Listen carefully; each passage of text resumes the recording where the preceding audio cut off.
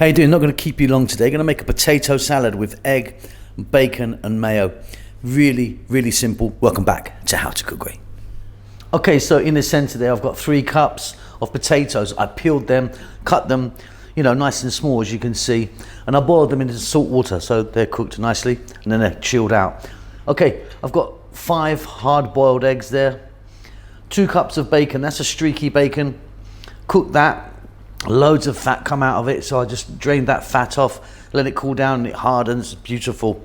Half a cup of onion, half a cup of mayo, and for me I'm going to put a teaspoon of hot paprika in. You can change that to anything you want, put something else in if you like. Really simply, little mix, salt and pepper, done. Okay, so I've got a mixing bowl there. Let's get some black pepper in the mix, nice big pinch for me. A little bit of salt. Not too much, I suppose.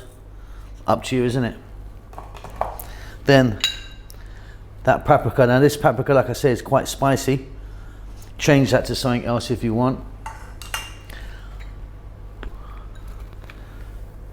Half a cup of onion. I'm using regular red onion, but if you want, you could get green onions in there. Make it a bit more kind of lighter. The crispy bacon.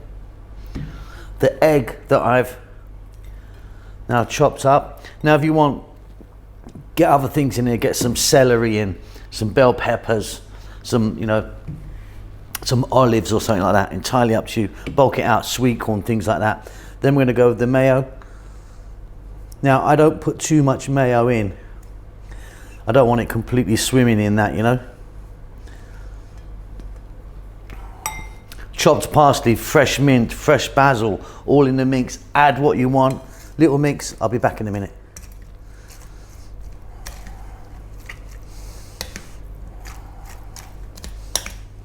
And there you go, really simple, job done. Like I say, I don't put too much mayo in there.